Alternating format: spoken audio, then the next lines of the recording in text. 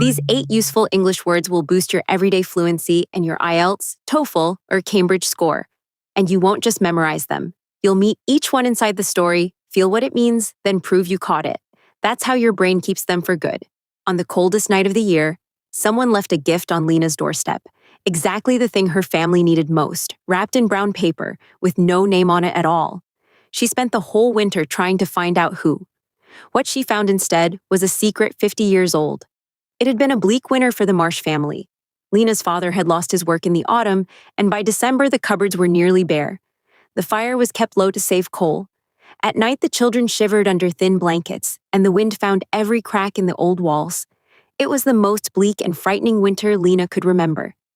On Midwinter Eve, the worst night of all, the family huddled together around the small gray fire. There was bread and a little soup, and not much else at all. Lena's small brother, Sam, huddled close against her side, his hands like ice, and asked if there would be anything for midwinter. Lena did not know what to tell him.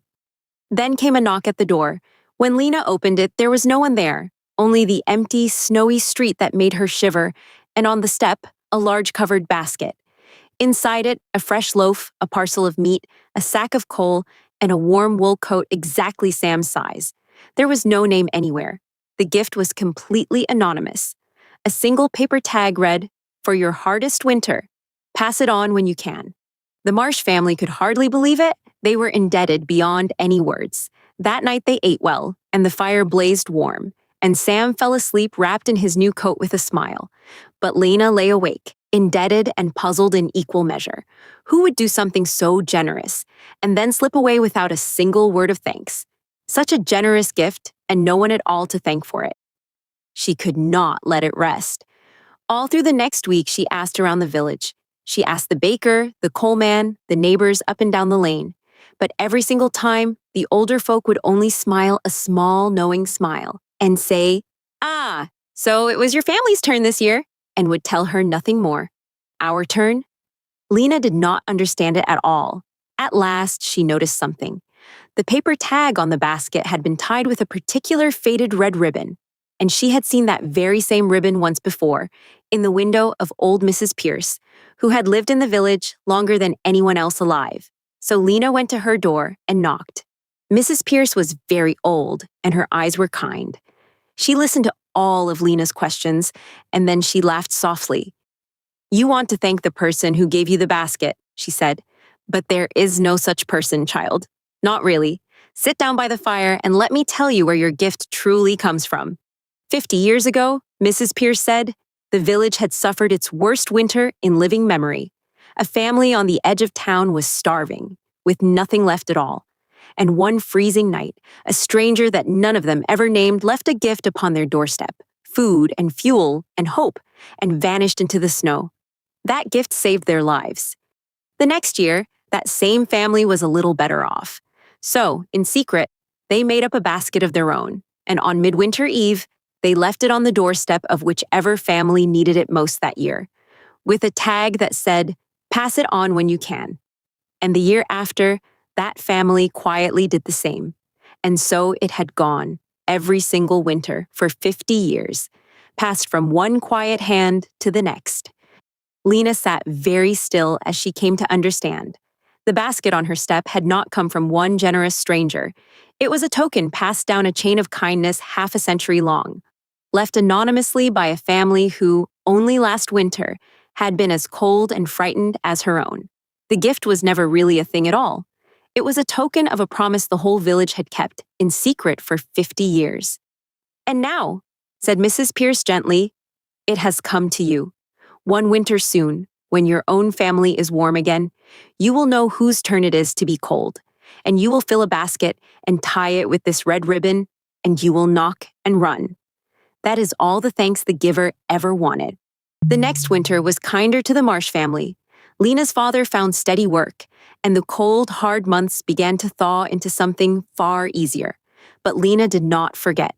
She watched the village all year, the way the old folk must once have watched, and she saw which family's fire burned lowest, and whose children's coats were thinnest as the frost crept in.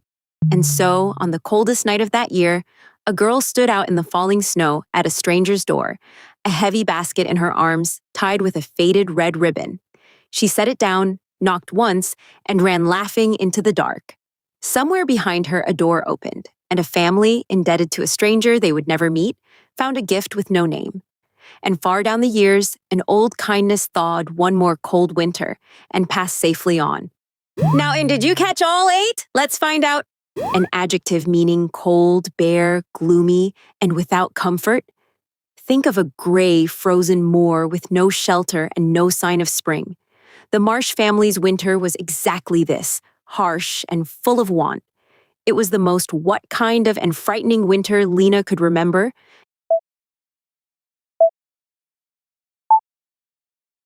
The word is bleak.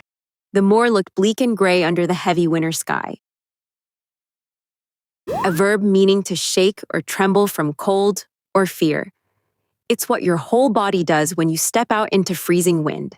Under their thin blankets, the children did this all night long. The cold would make the little ones do what? Tremble beneath their thin blankets.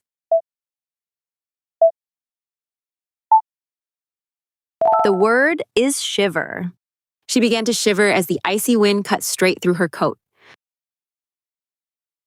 An adjective meaning deeply thankful, as if you owe someone for a kindness. It's how you feel about a person who helps you when you need it most. Lena's family felt this toward whoever left the gift on their doorstep. They were what? Deeply thankful, beyond words for the basket left in the snow.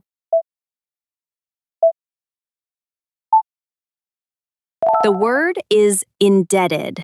We are deeply indebted to the doctors who saved our son.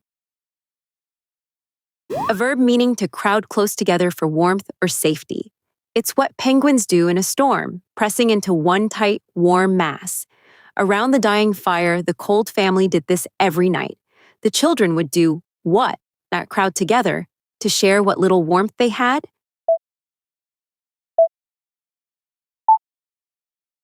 The word is huddle. The hikers began to huddle together to escape the bitter wind. A verb meaning to melt or to grow warmer and softer. It's what the frozen ground does when the first warm spring sun returns. By the next year, the family's hard times began to do this. The long, cold months would slowly do what? Melt into something kinder? The word is thaw. The snow on the roof began to thaw in the morning sun. An adjective meaning giving freely, kindly, and without counting the cost.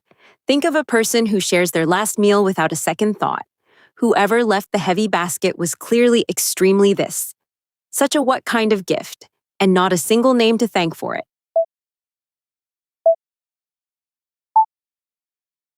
The word is generous.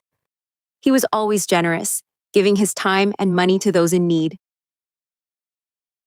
A noun for a small thing that stands as a sign of something bigger. Think of a single rose given as a small sign of deep, lasting love. The basket was really one of these, a sign of a 50-year promise. The gift was a what of a kindness the whole village had kept for 50 years.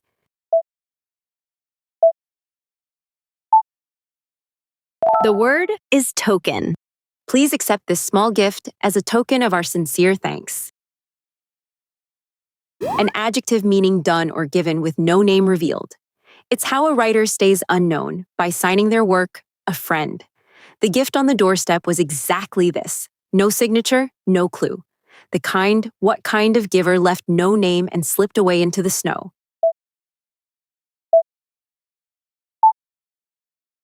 The word is anonymous.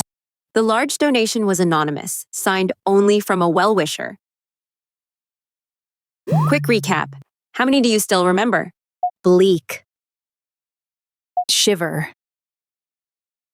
Indebted. Huddle. Thaw. Generous. Token. Anonymous. A new English story every day. Subscribe and learn useful words the way your brain actually keeps them. Inside a story you won't forget.